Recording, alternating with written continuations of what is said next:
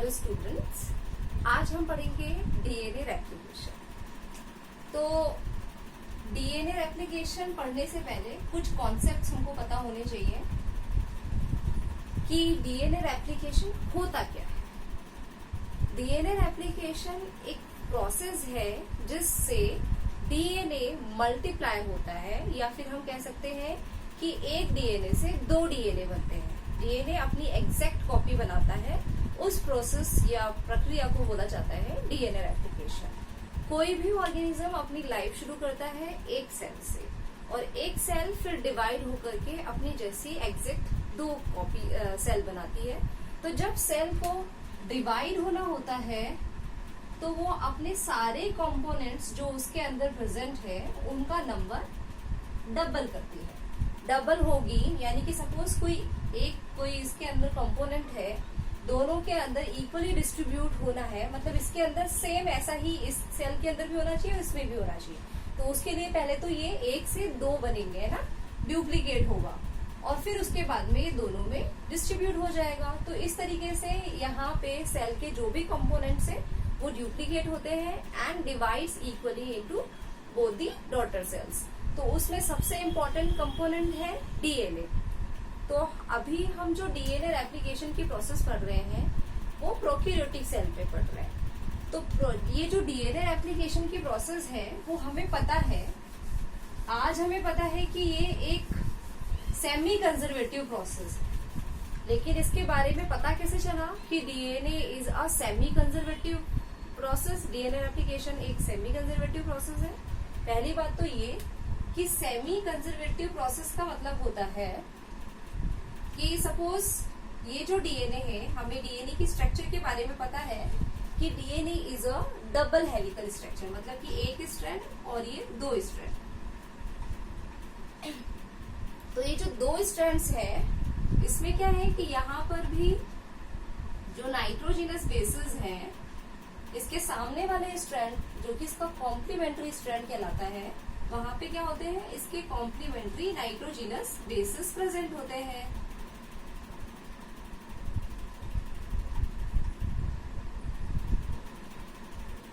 Complementary basis मतलब एक scientist थे चार्गोफ, जिन्होंने ये रूल दिया था कि A nitrogenous bases will always pair with the T and C will always pair with the ji.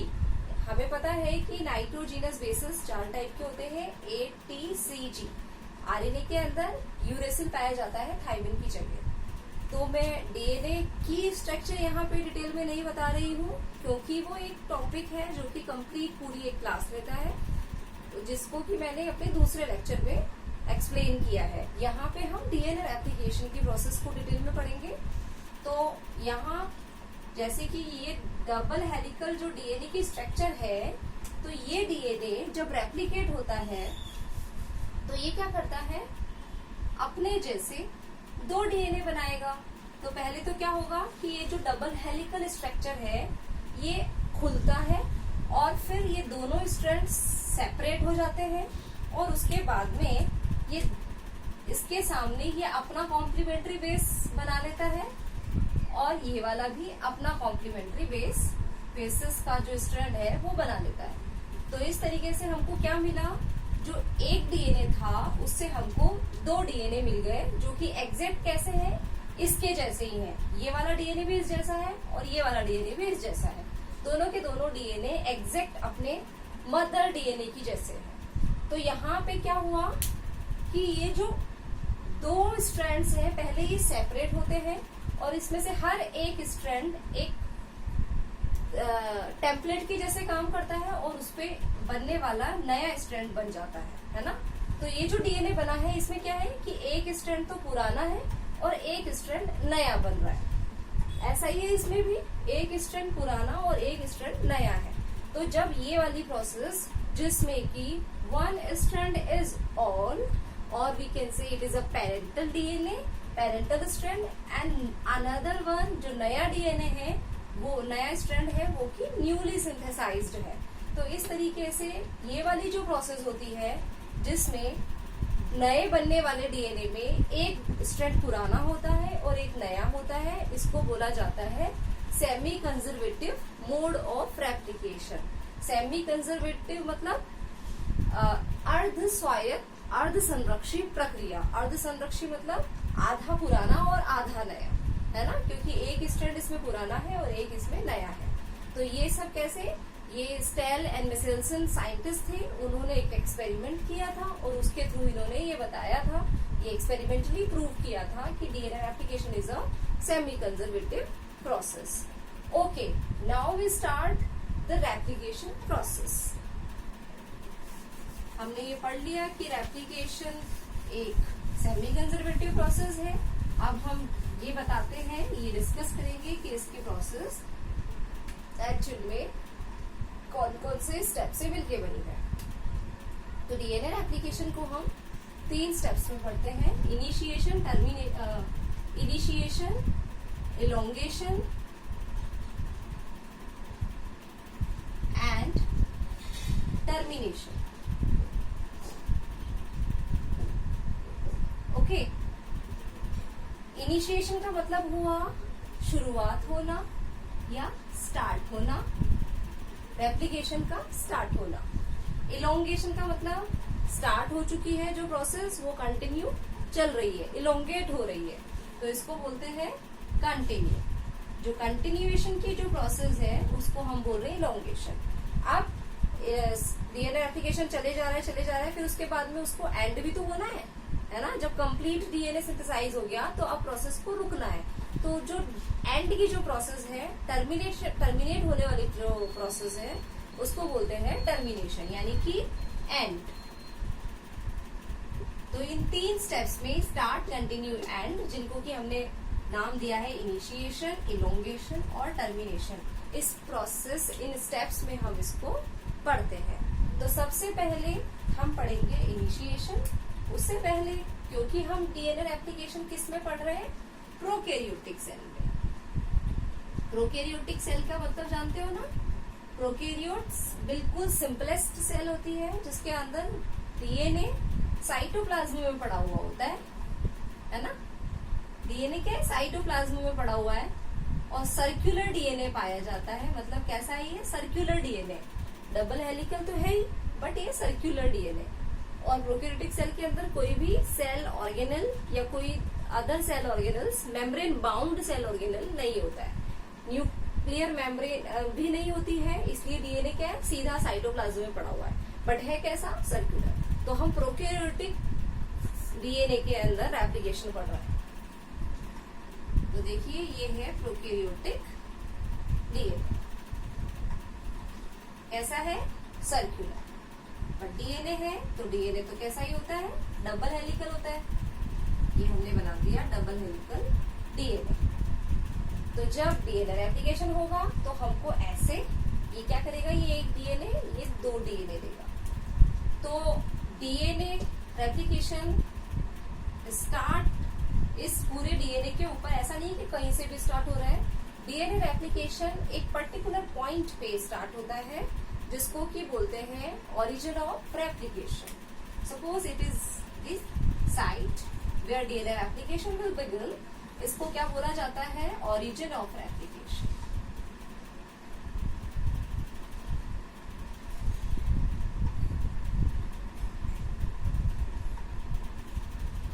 Origin of replication को शॉर्ट पे बोला जाता है ORIC, ठीक है, ORIC। तो ये वो साइट है जिससे कि रेप्लिकेशन की शुरुआत होगी, इनिशिएट होगा यहाँ से, है ना। तो ये ORIC कहलाती है। तो इस ORIC की स्ट्रक्चर हम डिटेल में देखते हैं। ORIC की स्ट्रक्चर देखते हैं हम डिटेल में। ये मैं इसको, वैसे तो डीएनए कैसा है, डबल हेलिकल है, डबल हेलिकल बना दिया हमने, बट मैं इसको ट्विस्टेड नहीं बना करके सिंपलेस्ट फॉर्म में बता रही हूँ ताकि हम इसकी स्ट्रक्चर देख सके डिटेल में। तो सिर्फ इतने से डीएनए की ये जो पॉइंट है, इसकी स्ट्रक्चर हम देख रहे हैं।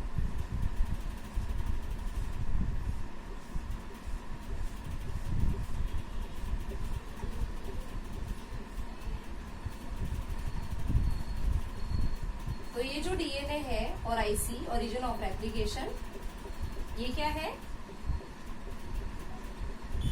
ये 245 बेस पेयर से मिलके बना होता है ना। इसकी लंबाई कितनी है, 200 बेस पेयर, 245 बेस पेयर जितनी लंबाई, 200 बेस पेयर लॉन्ग स्ट्रैंड का मतलब हो गया कि इसमें जो ये नाइट्रोजिनस बेसेस होते हैं ना, CGT, ये जो भी है, ये कितने प्रेजेंट है, ये 1 2 3 4 5 इस तरह के कितने प्रेजेंट है, इस तरह के 245, इतने 245 बेस पेयर प्रेजेंट है।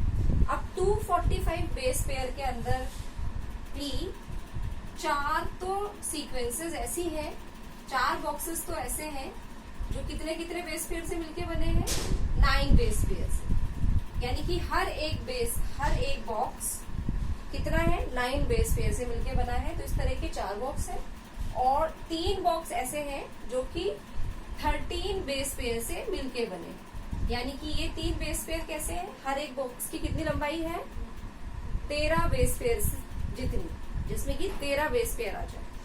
तो इस तरीके से ये जो ओरिजिन ऑफ रेप्लिकेशन है, ये जो साइट है ORIC, इसकी स्ट्रक्चर में क्या क्या आ गया, 245 बेस पेयर लंबी है एक, तो 4 बॉक्सेस 9 बेस पेयर के कंजर्व 4 बॉक्सेस हैं और 13 बेस पेयर के 3 बॉक्सेस कंजर्व है। तो इस तरीके से ये कहलाती है ORIC, ओरिजिन ऑफ रेप्लिकेशन। यहां से शुरुआत होती है, किधर, किसमें, प्रोकैरियोट्स में, प्रोकैरियोटिक सेल, ना कि यूकैरियोट्स में। ठीक है, यूकैरियोट्स में भी होती है बट वो ओरिजिन ऑफ रेप्लिकेशन दूसरी होती है, उसकी अलग आइडेंटिटी है।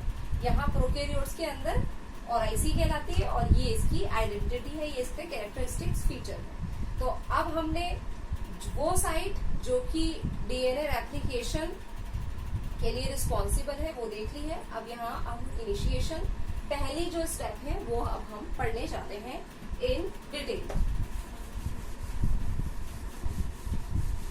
तो प्रोकैरियोटिक सेल के अंदर ये जो इनिशिएटर सीक्वेंस है ORIC, यहाँ पे कुछ पर्टिकुलर प्रोटीन्स और एंजाइम्स आकर के जुड़ते हैं।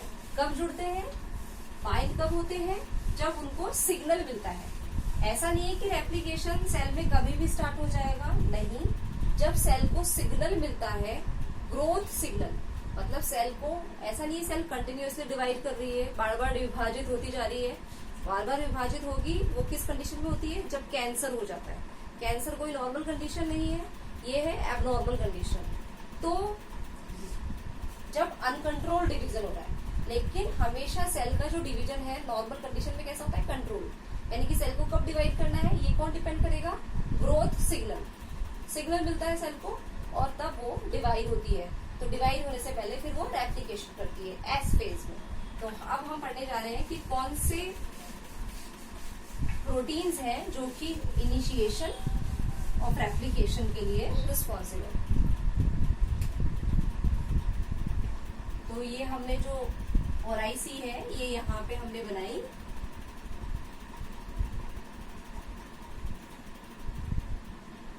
ये 13 बेस पेयर के 3 बॉक्सेस और ये 9 बेस पेयर के 4 बॉक्सेस। ओके, ये ORIC है, ये क्या है, origin of replication, site where initiation of replication will begin.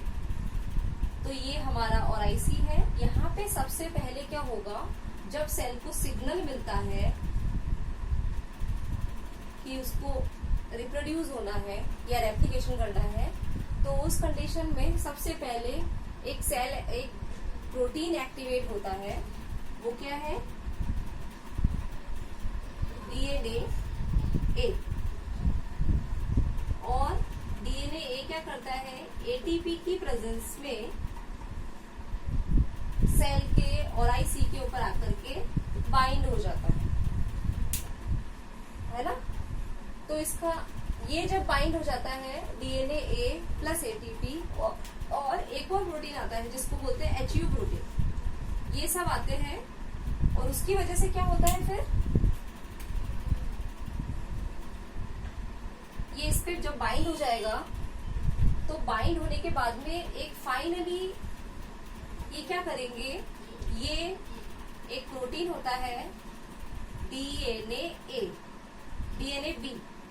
DNA B क्या है, ये एक तरह का हेलिकेज है। यानी कि जब डीएनए ए, एटीपी और एचयू प्रोटीन ये सब मिलकर के जब बाइंड हो जाते हैं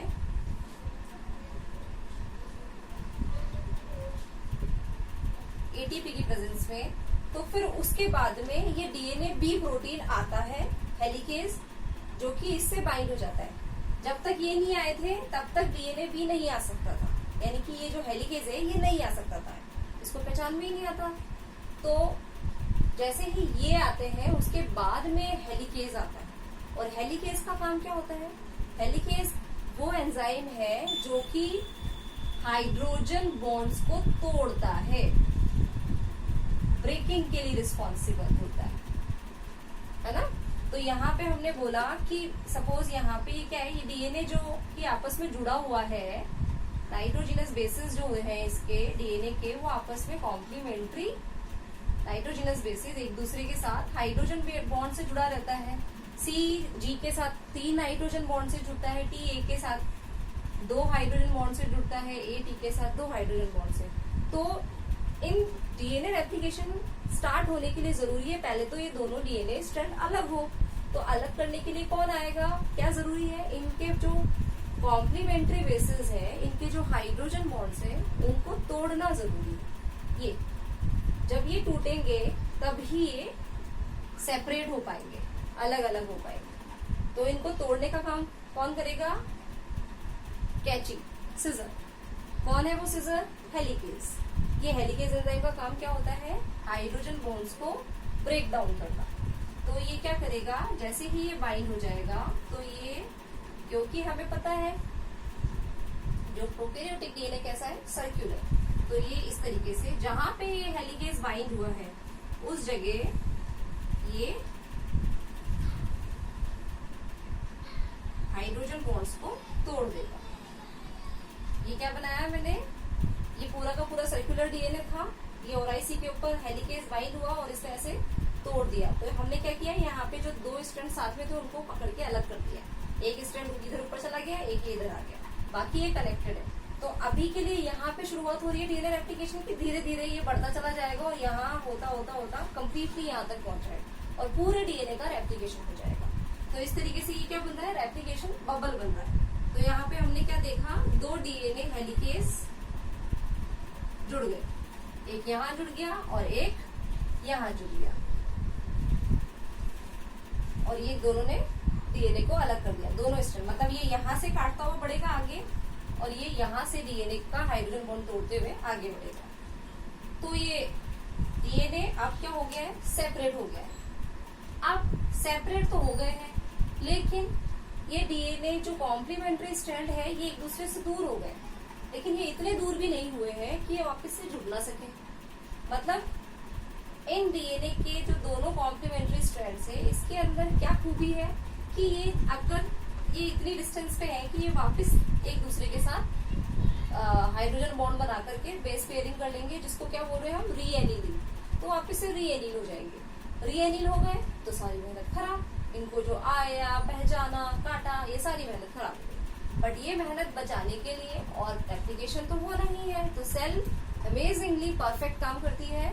वो क्या करती है, यहाँ पे उसके लिए क्लिप्स लगा देती है। हम क्या करते हैं, अगर हमको सेपरेट करना है कि 2 चीजों को, तो हम क्या करेंगे, एक को यहाँ ले जाकर के पिन अप कर दिया, दूसरे को यहाँ ले जाकर के पिन कर दिया।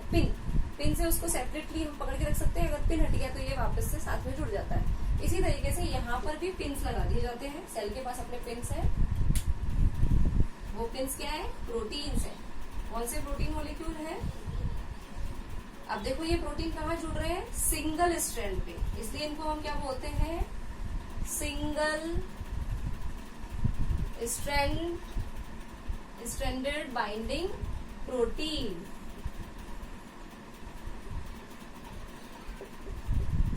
और सिंगल स्ट्रैंडेड बाइंडिंग प्रोटीन को शॉर्ट में बोला जाता है SSB। तो ये क्या है, सेल ने मल्टीपल SSB यहाँ पे चिपका दिए जिसकी वजह से अब ये दोनों सिंगल स्ट्रैंड अलग सेपरेट ही रहेंगे, बेस पेयरिंग नहीं कर सकते जब तक कि ये हटेंगे नहीं। तो अब तब तक और अब प्रोसेस अब कंटिन्यू हो रही है, अब आगे बढ़ रही है। डीएनए स्ट्रैंड सेपरेट हो चुके हैं। सेपरेट करने के बाद में सिंगल स्ट्रैंडेड बाइंडिंग प्रोटीन्स आकर के जुड़ चुके हैं, है ना। अब मैं इसको इधर ऊपर की तरफ बना दूं, यहां से ये ऊपर जा रहा है। तो इसके बाद में अब क्या हुआ, जब ये सेपरेट हो गए, अब क्या होगा, ये देखो अब पूरे डीएनए को ना बनाकर किसी इतना सा पोर्शन ले लें जहां पे रेप्लिकेशन चल रही है। ये बना दिया हमने वो वाला पोर्शन जहां पे चल रहा है रेप्लिकेशन। तो अगर आपको डीएनए की स्ट्रक्चर याद हो तो जो दो स्ट्रैंड है वो एक दूसरे के एंटी पैरेलल होते हैं। एंटी पैरेलल मतलब एक स्ट्रैंड तो है 5 प्राइम टू 3 प्राइम और जो दूसरा स्ट्रैंड है वो है 3 प्राइम टू 5 प्राइम। ठीक है।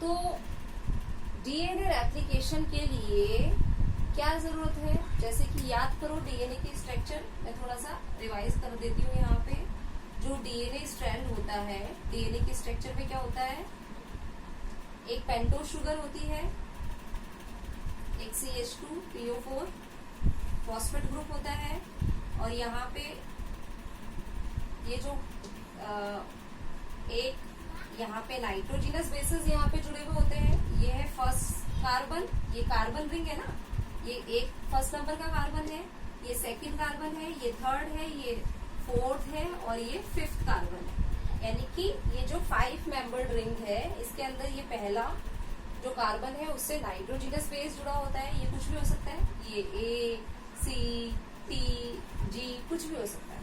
सेकंड कार्बन के ऊपर हाइड्रोक्सिल ग्रुप नहीं होता है, थर्ड कार्बन के ऊपर हाइड्रोक्सिल ग्रुप होता है।